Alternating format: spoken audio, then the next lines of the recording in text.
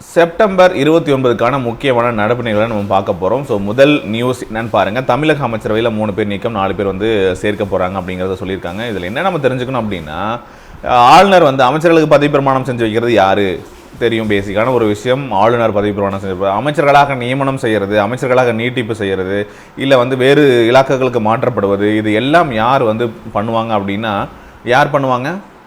முதலமைச்சர். பாருங்கள், முதல்வர் மு.க. ஸ்டாலின் பரிந்துரை ஏற்று ஆளுநர் மாளிகை நேற்று வந்து அறிவிப்பு வெளியிட்டிருக்காங்க. அதில் வந்து இளைஞர் நலன் மற்றும் விளையாட்டுத்துறை அமைச்சர் உதயநிதி ஸ்டாலின் கூடுதலாக திட்ட மற்றும் வளர்ச்சித்துறை ஒதுக்குவதோடு துணை முதல்வராகவும் பொறுப்பு வழங்குமாறு ஆளுநரிடம் பரிந்துரைத்திருக்கிறார்.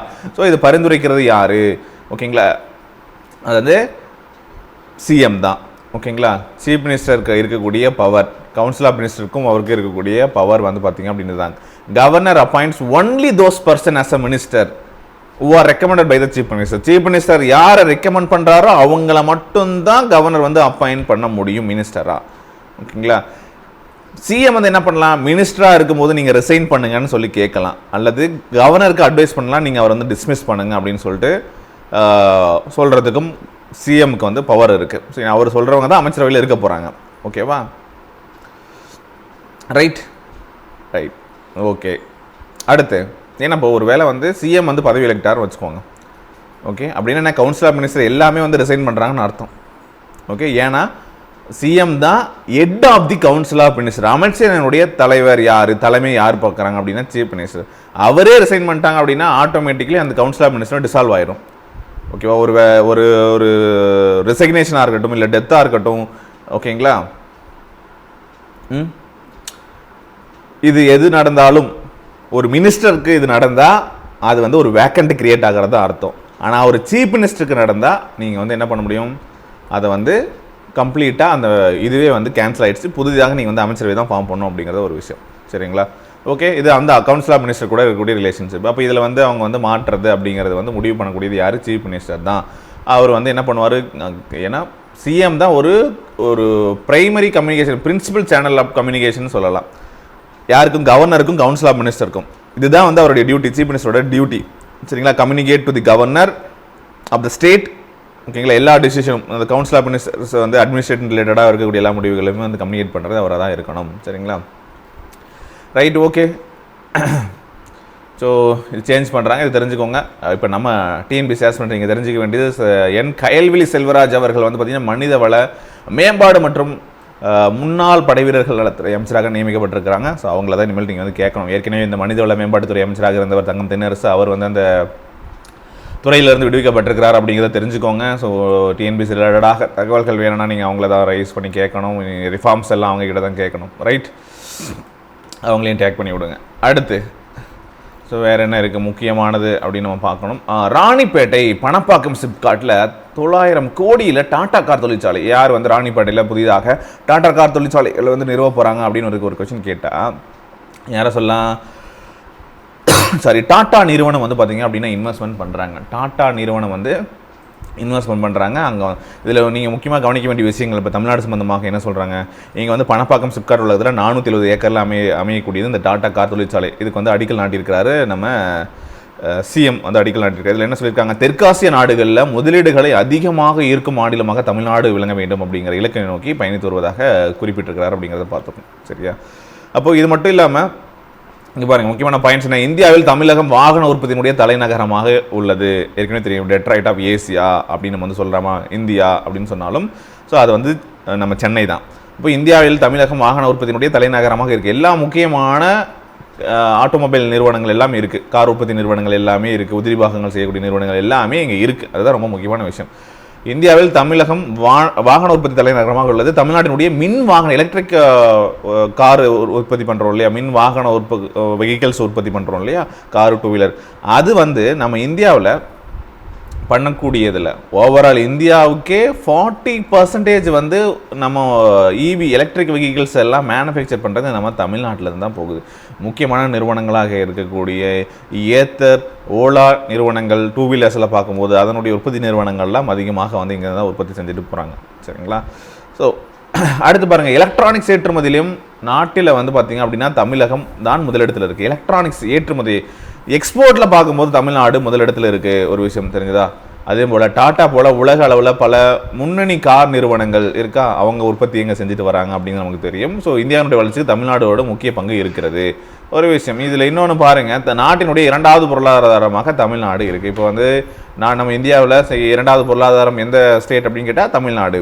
ஓகேங்களா, இந்தியாவில் மட்டுமின்றி தெற்காசியாவே முதலீடுகள் அதிகமாக இருக்கக்கூடிய சிறந்த மாநிலமாக வந்து தமிழகத்தை வந்து மேம்படுத்த வேண்டும் அப்படிங்கிற இலக்கை நோக்கி நம்ம வந்து பயணித்து வருகிறோம் அப்படிங்கிற ஒரு விஷயத்தையும் அவங்க சொல்கிறாங்க. ரைட், இது வந்து தெரிஞ்சுக்கோங்க. நீங்கள் வந்து டாடா கார் உற்பத்தி நிறுவனம் அங்கே வந்து பண்ணியிருக்காங்க. ஏற்கனவே பார்த்தோமா. நெக்ஸ்ட் பாருங்கள், இயற்கை விவசாயி பாப்பம்மாள் மறைவுக்கு வந்து அவங்க வந்து பத்ம விருது வாங்கினவங்க அப்படின்னு நம்ம பார்த்தோமா. பத்மஸ்ரீ பத்மம்மாள், சரி பத்மஸ்ரீ பாப்பம்மாள்.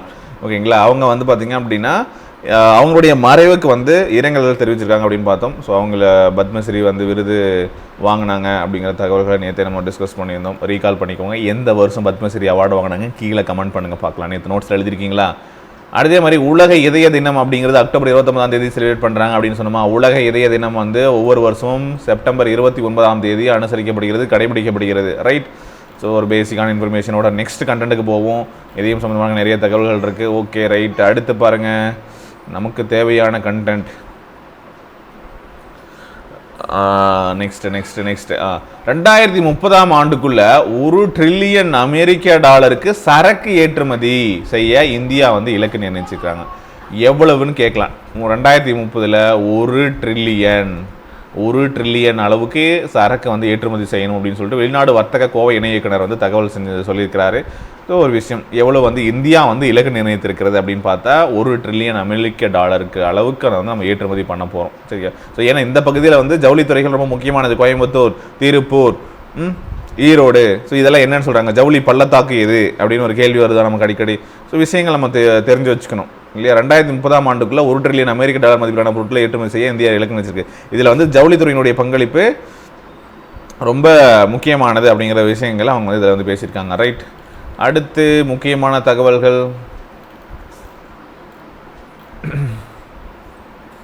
ஓகே, சின்னதாக ஒரு பழங்குடியினர் சம்பந்தமாக சமீபத்தில் கேள்விகள் வந்ததுனால நேற்று வந்து மகாராஷ்டிராவில் ஒரு பழங்குடியினர்கள் வந்து சேர்க்க சொல்லி போராட்டம் பண்ணாங்கன்னு சொன்னேன். அதுக்கான ஆன்சர் கீழே கமெண்ட் பண்ணுங்கள். நீலகிரி மாவட்ட பழங்குடியினருடைய கலாச்சாரத்தில் குறிஞ்சி மலர் எப்படி இருக்குது அப்படிங்கிறதான். குறிஞ்சி மலர் உங்களுக்கே தெரியும், குறிஞ்சி மலர் வந்து ஒவ்வொரு 12 வருடத்துக்கும் ஒரு வரை பூக்கக்கூடிய பூ. சரியா, ஸோ இந்த மலர் அதாவது மலையும் சார்ந்த பகுதி தான் குறிஞ்சி நிலம். ஓகேங்களா, ரைட். இதில் இந்த 12 ஆண்டுகளுக்கு ஒரு முறை வந்து குறிஞ்சி மலர்கள் பூத்து வந்து ஊதா நிறமாக மாற்றியிருக்குது அப்படிங்கிறத வந்து சொல்கிறாங்க. இந்த குறிஞ்சியனுடைய அறிவியல் பேர் என்னென்னா ஸ்ட்ரோபிலாந்தஸ் குந்தியானாஸ் அப்படிங்கிறது தான் இந்த குறிஞ்சி மலருடைய சயின்டிஃபிக் நேம். சரியா, இதை இந்த மலை மாவட்டத்தில் வசிக்கக்கூடிய படுகர்கள் வந்து என்னென்னு சொல்லுவாங்க, கட்டாய் அப்படின்னு சொல்லுவாங்களாம். என்னென்னு சொல்லுவாங்க, கட்டாய் அப்படின்னு சொல்லுவாங்க. இது குறும்பர்கள், இருளர்கள் வந்து இவங்க வந்து இதை யூஸ் பண்ணியிருக்காங்க. எதுக்காக அப்படின்னா அவங்க வந்து அந்த காலத்தில் வந்து அவங்களுடைய கலாச்சாரத்தில் இருக்குது. அதாவது இது அவங்களுடைய வாழ்நாள்களை வந்து கால்குலேட் பண்ணுறதுக்கு கூட இதை வச்சு கூட அவங்க வந்து கால்குலேட் பண்ணியிருக்காங்க அப்படிங்கிற ஒரு விஷயமும் சொல்கிறாங்க. சரியா, பாருங்கள். அடுத்து வந்து தோடர்கள், கோத்தர்கள் இதை கட் என்று அழைத்தார்கள் அப்படின்னு சொல்கிறாங்க. சரியா, தங்களுடைய அதாவது இங்கே பாருங்கள், பழங்குடியினர் தங்களுடைய வயதை அவ்வப்போது குறிஞ்சி பூக்கும் தன்மையுடன் கணக்கிட்டு வந்திருக்காங்க அப்படின்னு சொல்லிட்டு. ஸோ இது வந்து செப்டம்பர் 1826 நவீன நீலகிரியினுடைய நிறுவனர் ஜான் சலிவனினுடைய அழைப்பின் பேரில் Chennai governor sir Thomas Munro வந்து நீலகிரிக்கு விஜயம் செய்த போது குறிப்பிடப்பட்டிருக்கு.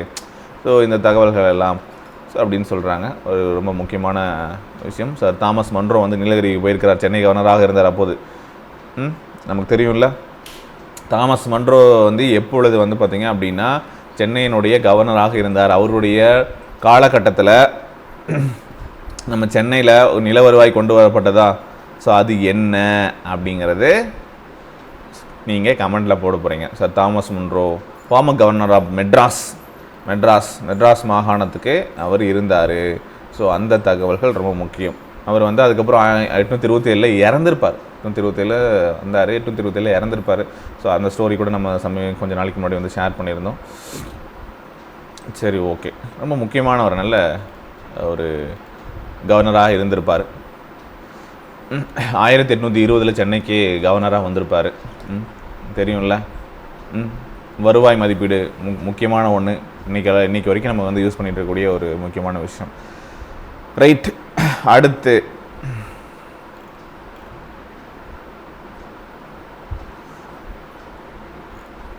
நெக்ஸ்ட்டு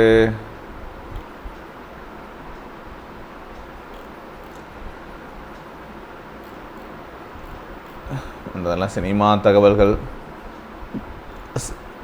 இதில் ஸ்டோரி சங்க காதல் கதை.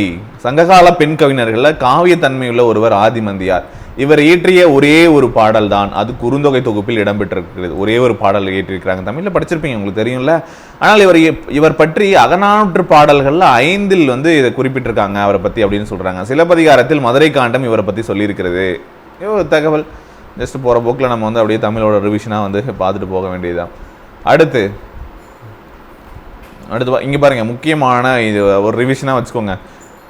நான் இப்போ தான் வீடியோ கொடுக்குறேன், இருந்தாலும் உங்களுக்கு வந்து இதுக்கு முன்னாடி நடந்த முக்கியமான நியூஸ் எல்லாம் மறந்துருக்கும்ல. பாருங்கள், செப்டம்பர் 21 என்ன நியூஸ்? டெல்லியினுடைய புதிய முதல்வராக ஆதிசி சிங் மர்லோனாவுக்கு துணை நிலை ஆளுநர் VK சக்சேனா பதவி பிரமாணம் செஞ்சு வச்சாங்க. டெல்லியினுடைய 3வது பெண் முதல்வராக வந்தவர் ஆதிசி. சரிங்களா? அப்போ ஃபஸ்ட்டு யார் அப்படிங்கிறத நீங்கள் என்ன பண்ண போகிறீங்க? கமெண்ட் பண்ண போகிறீங்க. ஃபஸ்ட்டு யார் டெல்லியினுடைய முதல் பெண் CM யாருன்னு கமெண்ட் பண்ண போகிறீங்க. இதுக்கு முன்னாடி இருந்த அரவிந்த் கெஜ்ரிவால் வந்து பதவி விலகினதுக்கு அடுத்து டெல்லியினுடைய புதிய முதல்வராக அந்த கட்சியினுடைய தலைவர் ஆதிசி சிங் மர்லோனாவுக்கு பதவி பிரமாணம் செஞ்சு வச்சு அவங்க வந்து இப்போ CM-ஆக இருக்காங்க. ஒன்று. சென்னை உயர்நீதிமன்றத்தினுடைய தலைமை நீதிபதி நேற்றே பார்த்தோமா, மும்பை உயர்நீதிமன்ற மூத்த நீதிபதி KR ஸ்ரீராமை நியமித்து குடியரசுத் தலைவர் திரௌபதி முர்மு உத்தரவிட்டாங்க. அது செப்டம்பர் 21 பண்ணிட்டாங்க. ஆனால் நேற்று வந்து அவருக்கு வந்து என்ன பண்ணாங்க? பதவி பிரமாணம் செஞ்சு வச்சாங்க ஆளுநர் அப்படிங்கிற ஒரு தகவல்கள் டீட்டெயிலாக பார்த்துருப்போம். ரைட்டு. அடுத்து, இந்திய விமானப்படை தளபதியாக உள்ள விவேக் ராம் சௌத்ரி ஓய்வு பெற உள்ளதை அடுத்து யார் இப்போ இருக்கிறாங்க அப்படின்னா விவேக் ராம் சௌத்ரி. அவருடைய பதவிக்காலம் ஓய்வு பெறதை வைத்து புதிய தளபதியாக ஏர் மார்ஷல் அமர்பிரீத் சிங், தற்போது ஏர் மார்ஷல் யாரு? அமர்பிரீத் சிங் வந்து நியமிக்கப்பட்டுள்ளார் அப்படிங்கிறத தெரிஞ்சு வச்சுக்கோங்க. அடுத்து, ஐநா பாதுகாப்பு சபையில் இந்தியா நிரந்தர உறுப்பினராக அமெரிக்க அதிபர் ஜோ பைடன் ஆதரவு. நேற்று பார்த்தோமா, 4 கண்ட்ரி வந்து அமெரிக்க பாதுகாப்பு சபையில் வந்து இந்தியா நிரந்தர உறுப்பினர் ஆவதற்கு ஆதரவு தெரிவிச்சிருக்காங்க, சீனா தவிர்த்து அப்படிங்கிறத பார்த்தோம். அந்த 4 கண்ட்ரி என்னன்ட்டு ஞாபகம் இருக்கிறவங்க கீழே கமெண்ட்ல போடுங்க பார்க்கலாம். இதுதான் ரிவிஷன். அப்படியே நேற்று படிச்சது அப்படியே கனெக்டிவிட்டி அப்படியே படிச்சுட்டு போகிறோம். ஹங்கேரி தலைநகர் புத்தாபெஸ்ட்ல வந்து 45வது செஸ் ஒலிம்பியாட் போட்டி நடந்ததா? ஆடவர் மகளிர் 2 பிரிவுகளிலும் இந்தியா வந்து தங்கம் வின் பண்ணிச்சு அப்படின்னு சொல்லிட்டு சொன்னேன். சரியா? 2024 இதே மாதிரி 2026 எங்க நடக்கும் அப்படின்னு சொன்னேன். அந்த தகவலை கமெண்ட்ல பண்ணுங்க. இதெல்லாம் ஹோம்ஒர்க் உங்களுக்கு நீங்க பண்ணணும். சரியா? நானே எல்லாத்தையும் வந்து சொல்லியிருக்கேன். அதை தான் உங்களை வந்து கேட்குறேன். நோட்ஸ்ல பார்த்து நீங்க என்ன பண்றீங்க? சேட்ல கமெண்ட்ல போடுறீங்க. ஓகே, சரி. செஸ் ஒலிம்பியாடில் இந்தியா தங்கப்பதக்கம் வெல்வது முதல் முறை. ஏன் அப்படின்னா 2023 கடைசியாக நடந்த அந்த செஸ் ஒலிம்பியாட் போட்டியில் வந்து பார்த்தீங்க அப்படின்னா 44th செஸ் ஒலிம்பியாட் போட்டி சென்னையில் நடந்தது. ஸோ அதில் வந்து அவங்க வாங்கல தங்கப்பதக்கம் வாங்கல. இதுதான் முதல் முறை. அடுத்து, இந்திய சமூக நீதி இயக்கத்தினுடைய தலைவர் பேராயர் எஸ்ரா சர்குணம் 86 உடற்குறைவால் இறந்திருக்கார். இந்திய சமூக நீதி இயக்கத்தினுடைய தலைவர் எஸ்ரா சர்குணம் அவர்கள் வந்து உடலுக்கு முக்கியமான லீடர்ஷிப் ஆபிச்சரியில் வந்து நீங்கள் இது பார்க்கணும். அடுத்து, இலங்கையில் நடைபெற்ற அதிபர் தேர்தலில் தேசிய மக்கள் சக்தி முன்னணி எந்த கட்சி வின் பண்ணுச்சு? தேசிய மக்கள் சக்தி முன்னணி சார்பில் போட்டியிட்டு வெற்றி பெற்ற அனுரகுமார திசாநாயக்க அவர் வந்து அதிபராக பதவியேற்றிருக்கிறார். ஓகே, அதிபர் இலங்கையில் நடைபெற்ற அதிபர் தேர்தலில் வின் பண்ணியிருக்கிறார் அனுரகுமார திசாநாயக்க அவ்வளோதான் பேர். சரியா? ஓகே. அடுத்து, சிறார்களுடைய ஆபாச படங்களை பதிவிறக்கம் செய்து பார்ப்பது குற்றமல்ல என சென்னை உயர்நீதிமன்றம் வழங்கிய தீர்ப்பில் உச்சநீதிமன்றம் ரத்து செய்திருக்கிறது. ரைட்டு. அடுத்து, இலங்கையினுடைய இடைக்கால பிரதமராக அரிணி அமரசூரியா நியமிக்கப்பட்டார். இலங்கை நாடாளுமன்றத்தை கலைத்து அந்த நாட்டு அதிபர் அனுரகுமார திசாநாயக்க உத்தரவு பேரை வாயில் நுழைய மாட்டேங்குது, என்ன பண்ணுறது? உத்தரவு பிறப்பித்ததுக்கு அடுத்து அவங்க வந்து இடைக்கால பிரதமராக வந்து இவங்க நியமிச்சிருக்காங்க. ஓகே. அடுத்து, ஜம்மு காஷ்மீரில் 2வது கட்டமாக 26 சட்டமன்ற தொகுதிகளுக்கு நடைபெற்ற தேர்தலில் 57% வாக்குகள் பதிவாகி இருக்கு. சட்டமன்ற தொகுதிகளுக்கு நடைபெற்ற தேர்தலில். ஓகே. அடுத்து பாருங்க, செப்டம்பர் 26 சட்டவிரோத பணி பரிவர்த்தனை வழக்கில் அமலாக்கத்துறையால் கைது செய்யப்பட்டு இது நமக்கு முக்கியம் இல்லை, செந்தில் பாலாஜிக்கு ஜாமீன் வழங்கியிருக்கிறாங்க. ஓகே. ஸோ இப்போ மேலே இருக்கக்கூடிய இந்த தகவல்கள் எல்லாம் நம்ம ஏற்கனவே படித்தது. ஸோ நீதிபதியாக இருக்கட்டும், அப்புறம் புதிய தளபதியாக நியமிக்கப்பட்டவர், டெல்லியினுடைய புதிய முதல்வர், ஐநா பாதுகாப்பு சபை நிரந்தர உறுப்பினர்கள். ஓகே, சரி, ரைட்டு. நெக்ஸ்ட் பாருங்க, மாநில சுயாட்சி கொள்கையை வென்றெடுக்க மீண்டும் உறுதியேற்போம் அப்படிங்கிற ஒரு விஷயத்த சொல்லியிருக்கிறாங்களா? காஞ்சிபுரத்தில் நடந்த பவள விழாவின் பொதுக்கூட்டத்தில் முதல்வர் ஸ்டாலின் வந்து பேசியிருக்கிறாங்க அப்படின்னு சொல்லிட்டு. ஓகே. இப்போ ஏன்னா இப்போ சொல்லியிருக்காங்க இந்தியாவில் வந்து ஒரே நாடு ஒரே தேர்தல் அப்படிங்கிறத சொல்லியிருக்காங்க. ஏன்னா இந்த இது பேஸ் எப்படி பண்ணியிருக்காங்க அப்படின்னா, என்ன பாப்புலேஷனை பேஸ் பண்ணி இப்போ எல்லாமே தொகுதிகள் இதெல்லாமே பேசியிருக்காங்க. 1967 இருந்தக்கூடிய அந்த டைமில் வந்து இருந்த மக்கள் தொகை, வாக்காளர்கள் இதெல்லாம் வச்சு தான் வந்து சொல்லியிருக்காங்க. அப்படின்னு சொல்லிட்டு இந்த மீட்டிங்லலாம் அவங்க வந்து நிறைய தகவல்களை பேசியிருக்காங்க. சரி, ஓகே, இது அவங்களுடைய பவள விழாவை பற்றி சொல்லியிருக்கிறாங்க. ஏன்னா திமுக வந்து ஸ்டார்ட் பண்ணதுலேருந்து உங்களுக்கு தெரியும், திமுக வந்து ஆரம்பிக்கப்பட்ட வருடம், டேட்டு என்ன அப்படிங்கிறது தெரியும் உங்களுக்கு. இது திராவிட முன்னேற்ற கழகம் 1949 17th செப்டம்பரில் ஸ்டார்ட் பண்ணது இல்லையா? அந்த 17 செப்டம்பர் அப்படிங்கிறது யாருடைய பிறந்தநாள்? கமெண்ட்டில் போடுங்க, சரியா? யார் இது வந்து ஸ்டார்ட் பண்ணது அப்படிங்கிறதையும் போடுறீங்க. அடுத்து ஸோ வேறு என்ன இருக்குது பாருங்கள். அடுத்து ஜஸ்ட் ஜென்ரலான ஒரு விஷயம் பார்க்கலாம். நாட்டினுடைய சிறந்த பாரம்பரிய சுற்றுலா கிராமம் வந்துச்சா? முக்கியமான ஒரு கண்டென்ட் பாருங்கள். நாட்டினுடைய சிறந்த பாரம்பரிய சுற்றுலா கிராமம் கீழடி செலக்ட் பண்ணியிருக்காங்க. மத்திய சுற்றுலாத்துறையை வந்து தேர்வு செஞ்சிருக்கு. ஓகேவா? சிவகங்கை மாவட்டம் திருப்புவனம் அருகே இருக்கக்கூடிய இந்த கீழடியில் இப்போ 10வது கட்ட அகழ்வாய்வு நடைபெற்று வருகிறது. ஒரு தமிழர்கள் வந்து 2600 ஆண்டுகள் பழமையான நகர நாகரிகம் இருந்தது அப்படிங்கிறது. எவ்வளவு ஆண்டுகள்? 2600 ஆண்டுகள் பழமையான ஒரு நகர நாகரிகம் இருந்தது அப்படிங்கிறத கண்டறிஞ்சிருக்காங்க. ஸோ அங்கே கண்டறியப்பட்ட பொருட்கள் எல்லாமே வந்து தொல்பொருட்களை வந்து பொதுமக்கள் பார்வையிடக்கூடிய வகையில் வந்து ஒரு இது வச்சுருக்காங்க இல்லையா? ஓப்பனாக வந்து எல்லா சுற்றுலா பயணிகள் வந்து நம்ம உள்நாட்டு தமிழர்கள் மட்டும் இல்லாமல் வெளிநாட்டு சுற்றுலா பயணிகளும் வந்து டெய்லியும் வந்து ஒரு 1500 பேர் வந்து விசிட் பண்ணுறாங்க, சரியா? ஸோ அந்த அளவுக்கு வந்து பார்த்திங்க அப்படின்னா அது பார்க்கறதுக்கான ஒரு அமைப்பு ஏற்படுத்தியிருக்காங்க. அதாவது 7வது கட்ட அகழ்வாய்வு நடந்த இடத்த வந்து திறந்த வெளி அகழ்வைப்பமாகவும் அது வந்து மாற்றிருக்காங்க. நீங்கள் ஓப்பனாக போய்ட்டு அங்கே பார்க்கலாம். ஸோ அந்த மாதிரியான வசதி இருக்குது. ஓகே, ஸோ இப்போது இதை வந்து என்ன பண்ணியிருக்காங்க அப்படின்னா சிறந்த சுற்றுலா கிராமமாக தேர்ந்தெடுத்திருக்காங்க. ரொம்ப முக்கியம், சரியா? தேசிய அளவில் வந்து பார்த்திங்கன்னா தேர்ந்தெடுக்கப்பட்டிருக்கு. ரைட். அடுத்து பார்த்திங்க அப்படின்னா ஹரியானா சட்டப்பேரவை தேர்தலில் பாஜக ஆட்சிக்கு எதிரான நிலை. ஸோ இதில் நீங்கள் என்ன தெரிஞ்சுக்கணும் அப்படின்னா, இப்போது ஹரியானா சட்டப்பேரவை தேர்தல் வந்து அக்டோபர் 5 நடைபெற போகுது. 1 ஹரியானா சட்டப்பேரவையில் எத்தனை தொகுதிகள் இருக்குது, சரியா? இதை கேட்பாங்களான்னா கேட்கறதுக்கு வாய்ப்பு கம்மி. பட் நாடாளுமன்ற எலெக்ஷன் நடக்கும்போது நாடாளுமன்ற தொகுதிகளை பற்றி கேட்கும்போது இந்த மாதிரியான கேள்விகளை நம்ம வந்து படிப்போம் இல்லையா? ஸோ அந்த வகையில் ஜஸ்ட் போகிற போக்கில் நம்ம வந்து படித்து நோட் பண்ணிக்க வேண்டியதுதான். அக்டோபர் 5 ஒரே கட்டமாக நடைபெறுகிறது. மொத்தம் உள்ள 90 தொகுதிகள். எத்தனை? 90 தொகுதிகள்.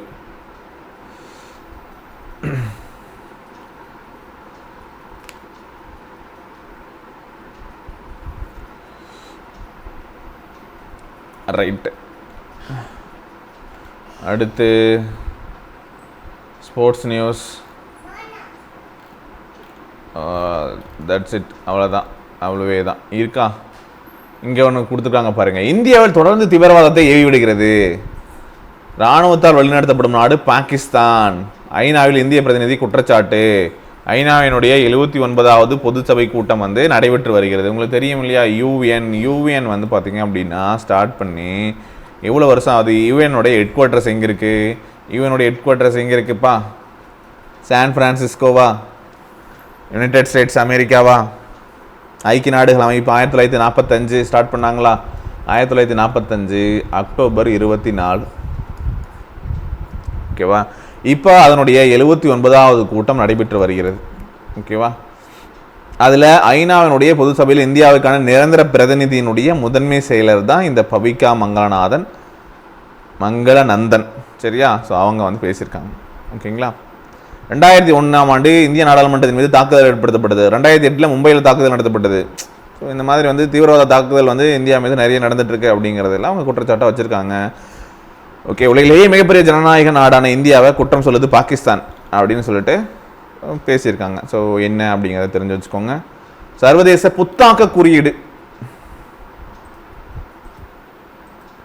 நோட் பண்ணுங்க பாருங்க. இது சர்வதேச புத்தாக்க குறியீட்டில் 39வது இடத்துக்கு இந்தியா வந்து முன்னேறி இருக்காமா. அதாவது குளோபல் இன்னோவேஷன் இண்டெக்ஸ்ன்னு சொல்லுவாங்க. அதை GII நோட் பண்ணிக்கோங்க. Global innovation index. ஓகேவா? ஸோ இதில் மொத்தம் வந்து பார்த்தீங்க அப்படின்னா 133 கண்ட்ரியில் 39வது இடத்துல நம்ம இந்தியா இருக்குது. இதை தான் அவங்க கம்பேர் பண்ணுறாங்க. சரியா? 2015ஆம் ஆண்டில் இந்தியா 81வது இடத்துல இருந்துச்சு. ஆனால் இன்னைக்கு இந்த வருஷம் பார்க்கும்போது 42 இடங்கள் முன்னேறி 39வது இடம் பிடிச்சிருக்கு. அது மட்டும் இல்லாமல் கீழ் மற்றும் நடுத்தர வருவாய் கொண்ட 38 நாடுகளில் இந்தியா முதல் இடத்துல இருக்குது. கீழ் மற்றும் நடுத்தர வருவாய் கொண்ட நாடுகளில் ஃபர்ஸ்ட் பிளேஸில் நம்ம இந்தியா இருக்குது அப்படிங்கிற ஒரு விஷயத்த சொல்கிறாங்க. இன்னும் சொல்ல போனால் மும்பை, டெல்லி, பெங்களூரு, சென்னை இந்த முக்கிய நகரங்களில் உலகினுடைய டாப் 100 அறிவியல் மற்றும் தொழில்நுட்ப மையங்கள் ஒன்றாக இருக்குது அப்படிங்கிறதையும் சொல்லியிருக்காங்க. ஓகேவா? ரைட். ஸோ எத்தனாவது பிளேஸு? 39th பிளேஸ் GIIயில், குளோபல் இன்னோவேஷன் இண்டெக்ஸில். சர்வதேச புத்தாக்க குறியில் கடந்த 9 ஆண்டுகளில் 81வது இடத்துலேருந்து 39வது இடத்துக்கு இந்தியா முன்னேறி இருக்கிறத பற்றி அவர் வந்து ட்விட்டர் தளத்தில் போட்டிருக்காங்க. ஸோ ஃபஸ்ட் பிளேஸில் எது இருக்குது?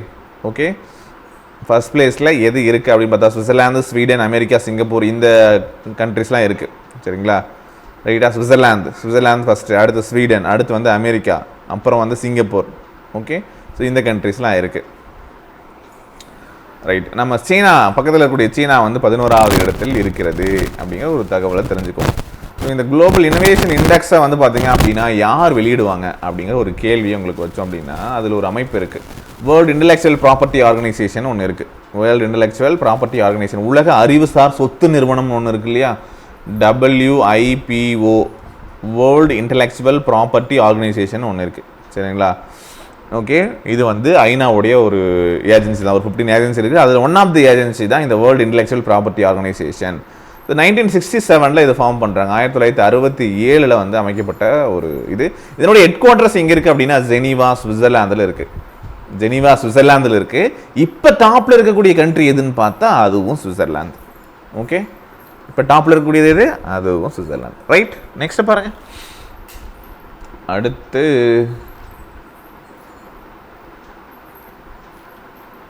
சரி, அவ்வளோதாங்க, முக்கியமானது அவ்வளோதான். ரைட்டா? ஸோ திரும்ப ஒரு வாட்டி கோத்ரூ பண்ணுங்க, பாருங்கள். புத்தாக்க குறியீட்டில் 39வது பிளேஸில் இருக்குது அப்படிங்கிறத பார்த்தோம்.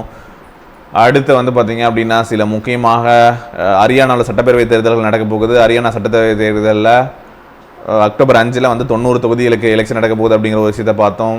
அப்புறம் நாட்டினுடைய சிறந்த பாரம்பரிய சுற்றுலா கிராமமாக கீழடி. தென் வேறு என்ன பார்த்துருக்கோம்? முக்கியமாக இது ஒன்று சொல்லலையா, 11 வகையான வெளிநாட்டு நாயங்களுக்கு தடை. அதாவது நம்ம தமிழ்நாடு அரசு வந்து என்ன பண்ணியிருக்கு அப்படின்னா கால்நடை பராமரிப்பு துறை இருக்கு இல்லையா, அது தமிழ்நாடு நாய்கள் இனப்பெருக்க கொள்கை வரைவு அறிக்கையை வெளியிட்டிருக்காங்க. சரியா? ஏன்னா சென்னை உயர்நீதிமன்றம் வந்து உத்தரவு சொல்லியிருக்கு இதில் வந்து அந்த ஒரு நாய்கள் இனப்பெருக்க தொடர்பான கொள்கையை வந்து கொண்டு வாங்க அப்படின்னு சொல்லிட்டு. ஸோ அதுக்கு வந்து வெளியிட்டிருக்காங்க, அதையும் தெரிஞ்சுக்கோங்க. அப்புறம் வந்து இது எல்லாமே முக்கியமானது. புதிய தளபதியாக வந்தவர் யார், ஐநா பாதுகாப்பு சபையில் எந்தெந்த நாடுகள் வந்து இந்தியாவுக்கு ஆதரவு அளித்தது, ஸோ இதெல்லாம் முக்கியமானது. ஓகே, குறிஞ்சி மலரை பற்றி பார்த்தோம். குறிஞ்சி மலரினுடைய வந்து ஸ்ட்ரெபுலாந்தஸ் குந்தியானாஸ் அப்படிங்கிறத குறிஞ்சியினுடைய சயின்டிஃபிக் நேம் அப்படிங்கிறத நம்ம பார்த்தோம். 12 ஆண்டுகளுக்கு ஒரு முறை பூக்கக்கூடிய பூ. கிரேக்க மொழியில் வந்து முறுக்கப்பட்ட கூம்பு அப்படின்னு அர்த்தம் அதுக்கு. சரியா? முறுக்கப்பட்ட கூம்பு அப்படிங்கிறது தான் அதுக்கான அர்த்தம். சரி, ஆஸ்திரிய தாவரவியலாளருடைய பெயர் தான் வந்து பார்த்திங்க அப்படின்னா வச்சுருக்காங்க. சரியா? குந்தியானஸ் அப்படிங்கிறது. ரைட். நெக்ஸ்ட்டு அவ்வளோதாங்க. ஸோ வீடியோ பிடிச்சிருந்தா லைக் பண்ணுங்கள், ஃப்ரெண்ட்ஸுக்கு ஷேர் பண்ணுங்கள். இந்த செஷன் கரண்ட் அஃபேர்ஸ் செஷனை பற்றி உங்களுடைய ஃபீட்பேக்ஸ் எதுவாக இருந்தாலும் நீங்கள் எனக்கு கமெண்ட்டில் தெரியப்படுத்துங்க. ரெகுலராக உங்களுக்கு இந்த மாதிரியான வீடியோ செஷன்ஸ் வேணுமா அப்படிங்கிறதையும் எனக்கு தெரியப்படுத்துங்க. நான் ரெகுலராக கொண்டு வரதுக்கான முயற்சிகளை எடுக்க முடியும். அப்போ தான் டீமில் எனக்கு அட்வைஸ் பண்ணுவாங்க. டெய்லி ஒரு 15 to 20 minutes அவ்வளோதான் டைம் ஸ்பெண்ட் பண்ணுங்கள். News paper reading, current affairs improve பண்ணுறதுக்காக, உங்களுடைய நாலேஜ் இம்ப்ரூவ் பண்ணுறதுக்கு உங்களுக்கு யூஸ்ஃபுல்லாக இருக்கும். Okay, thank you. See you in the next video.